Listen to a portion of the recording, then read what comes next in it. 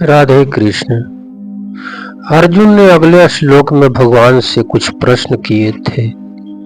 अब इस श्लोक में भगवान अर्जुन के प्रश्नों को उत्तर देते हैं। इस उत्तर को आप ध्यान से श्रवण करें। श्री भगवान बोले, हे निष्पाप अर्जुन, इस लोक में दो प्रकार के होने वाली निष्ठाएं मेरे द्वारा पहले कही गई है। उनमें ज्ञानियों की निष्ठा ज्ञान योग से और योगियों की निष्ठा कर्म योग से होती है। व्याख्या: अर्जुन युद्ध नहीं करना चाहते थे, अतः उन्होंने समतावाचक बुद्धि शब्द का अर्थ ज्ञान समझ लिया, परंतु भगवान ने पहले बुद्धि और बुद्धि योग शब्द से समता का वर्णन किया था। दूसरे अध्याय का 29वें आदि श्लोक तक यह भी भगवान ज्ञान योग और कर्म योग दोनों के द्वारा प्राणियों समता का वर्णन कर रहे हैं। अनंत अर्जुन के द्वारा अपने कल्याण की बात पूछी जानी ही उनकी निष्पापता है, क्योंकि अपने कल्याण की तीव्र इच्छा होने पर साधक को पाप नष्ट हो जाता है। अतः मनुष्य शरीर समझ लेना चाहिए। इस बात को ध्यान से मनुष्य को शरीर समझ लेना चाहिए, क्योंकि ज्ञान योग और कर्म योग दोनों प्रकार के साधनों को करने का अधिकार अथवा साधक बनने का अधिकार मनुष्य शरीर में ही है, अर्थात समभाव में स्थित एक ही है, जिसे दो प्रकार से प्राप्त किया जाता है, ज्ञान योग से और कर्म योग से। इन दोनों युगों का अलग अलग विभाग करने के लिए भगवान ने दूसरे अध्याय के 29वें श्लोक में कहा है कि इस समबुद्धि को मैंने सांख्य योग के विषय में 11वें से 30वें श्लोक तक कह दिया है। अब इसे कर्म योग के विषय में ध्यान से श्रवण करो। पूरा पद का अर्थ होता है अनादिकाल भी होता है और अभी से कुछ पहले भी होता है।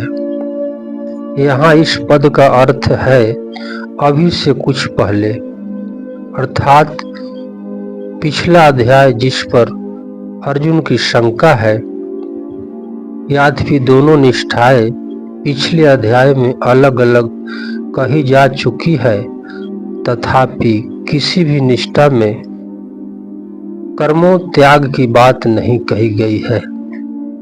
यहाँ भगवान ने दो निष्ठाएं बताई, सांख्य निष्ठा ज्ञान योग और योग निष्ठा कर्म योग। जैसे लोक में दो तरह की निष्ठाएं हैं, ऐसे ही लोक में दो तरह के पुरुष हैं। वे हैं क्षर नश्वान संसार और अक्षर अविनाशी स्वरूप। क्षर की सिद्धि असिद्धि प्राप्ति अप्राप्ति में सम रहना कर्मयोग है और क्षर से विमुख होकर अक्षर में स्थित होना ज्ञान योग है। परंतु क्षर और अक्षर दोनों से उत्तम पुरुष तो अन्य ही है, जो परमात्मा नाम से कहा जाता है। वह परमात्मा क्षर से तो अतीत है और अक्षर से उत्तम है। अतः शास्त्र और वेद में वह पुरुषोत्तम नाम से प्रसिद्ध है। ऐसे परमात्मा के स्वार्थ समभाव में शरण हो जाना भगवान निष्ठा भक्ति योग है। इसीलिए क्षर की प्रधानता से कर्मयोग, अक्षर की प्रधानता से ज्ञान योग और परमात्मा की प्रधानता से भक्ति योग चलता है। सांख्य निष्ठा और योग निष्ठा, ये दोनों साधक की अपनी निष्ठाएं हैं, परंतु भगवान निष्ठा साधक की अपनी निष्ठाएं नहीं है। कारण कि सांख्य निष्ठा और योग निष्ठा में साधक को मैं हूँ और संसार है, इसका अनुभव होता है। अतः ज्ञान योगी संसार के संबंध विवेचन करके अपने स्वरूप में स्थित होता है और कर्म योगी संसार की वस्तु को संसार को ही सेवा में लगाकर संसार से संबंध विवेचन करता है। परंतु भगवान निष्ठा में साधक को पहले भगवान है इसका अनुभव होता, पर उसका विश्वास होता है कि स्वरूप और संसार इन दोनों से भी विलक्षण कोई तत्व भगवान है। अतः वह श्रद्धा विश्वास पूर्वक भगवान को मानकर अपने आप को भगवान के समर्पित कर देता है। इसलिए सांख्य निष्ठा और योग निष्ठा में तो जानना विवेक मुख है और भगवान निष्ठा में मानना श्रद्धा विश्वास मुख है। जानना और मानना दोनों में कोई फर्क नहीं है। जैसे जानना संदेह रहित दृढ़ होता है, ऐसे ही मानना भी संदेह रहित होता है। मानी हुई बात में विचार की संभावना नहीं रहता। जैसे अमुक मेरी माँ है, यह केवल माना हुआ है, पर इस माने हुए में कभी संदेह नहीं होता, कभी जिज्ञासु नहीं होता, कभी विचार नहीं करना पड़ता। इसलिए गीता में भक्ति योग के कारण में जहाँ जानने की बात आई है, उसको मानने के अर्थ में ही लेना चाहिए। इसी तरह ज्ञान योग और कर्म योग के प्रकरण में जहाँ मानने की बात आई है, उसको जानने के अर्थ में ही लेना चाहिए। सांख्य निष्ठा और ज्ञान निष्ठा तो साधन साध्य है और साधक पर निर्भर करता है, पर भगवान निष्ठा साधन साध नहीं है। भगवान निष्ठा में साधक भगवान और उनकी कृपा पर निर्भर रहता है। भगवान निष्ठा का वर्णन गीता में जगह जगह पर आया है। जैसे इसी अध्याय में पहले दो निष्ठाओं का वर्णन करके फिर 30वें श्लोक में पदों से भक्ति का वर्णन किया गया है। दो निष्ठाएं का वर्णन करके 10वें श्लोक में और अंत में आदि पदों से भक्ति का वर्णन किया गया है इत्यादि। प्रकृति से उत्पन्न संपूर्ण गुण से गुणों में वसते रहते हैं। संपूर्ण क्रियाएं गुण में इंद्रिया में हो रही है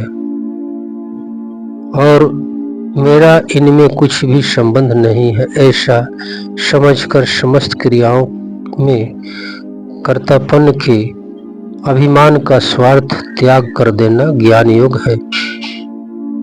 गीता उपदेश के आरंभ में ही भगवान ने सांख्य योग ज्ञान योग का वर्णन करते हुए नश्वान शरीर और अविनाशी आत्मा का विवेचन किया है, जिसे गीता दूसरे अध्याय के 16वें श्लोक में सत्य और असत्य के नाम से भी कहा गया है। वर्ण आश्रम स्वभाव और परिस्थिति के अनुसार जो शास्त्र विहित कर्तव्य कर्म सामने आ जाए, उसको उस कर्म तथा उसके फल में कामना ममता आदि स्वार्थ त्याग करके करना तथा कर्मों की सिद्धि और असिद्धि में सम रहना कर्मयोग है। भगवान ने कर्मयोग का वर्णन दूसरे अध्याय के 37वें श्लोक में मुख्य रूप से किया है। इनमें भी भगवान कर्मयोग का सिद्धांत कह रहे हैं। कर्मयोग के अनुष्ठान में लाने की विधि बताई गई है। प्रविष्ट भाव। कर्मयोग और ज्ञान योग ये दोनों ही निष्ठाएं लोक में होने वाले कारण लौकिक है। कर्मयोग में क्षर संसार की प्रधानता और ज्ञान योग में अक्षर जीवात्मा की प्रधानता है। क्षर और अक्षर भी लोक में है। अतः कर्मयोगी और ज्ञान योगी दोनों ही लौकिक निष्ठाएं हैं। जीव और जगत की मुक्तता देने से ही ये निष्ठाएं हुई है। अगर जीव और जगत को मुक्तता न देकर केवल परमात्मा को ही मुक्तता दे तो दो निष्ठाएं नहीं होगी। प्रस्तुत केवल अलौकिक भगवान निष्ठा भक्ति होगी। लौकिक निष्ठाएं कर्मयोग ज्ञान योग में साधक अपना उद्योगमुख होता है और साधन में अपना पुरुषार्थ मानता है। परंतु जब साधक भगवान का आश्रय रखकर साधना करता है, अपना उद्योगमुख नहीं मानता, तब उसकी निष्ठाएं अलौकिक होती है। कारण कि भगवान का संबंध होने से सब अलौकिक हो जाता है। जब तक भगवान का संबंध नहीं होता तब तक सब लौकिक ही होता है। किसी को बुरा न समझें, किसी का बुरा न चाहें और किसी का बुरा न करें तो कर्मयोग आरंभ हो जाता है। मेरा कुछ नहीं है, मेरे को कुछ नहीं चाहिए और मेरे को अपने लिए कुछ नहीं करना है। इस सत्य का स्वीकार कर ले तो ज्ञान योग आरंभ हो जाता है। तपस्वी महेश कुमार इस गीता उपदेश सुनने वाले माता पिता भाई बहन को श्रद्धा और स्नेह के साथ प्रणाम करता है।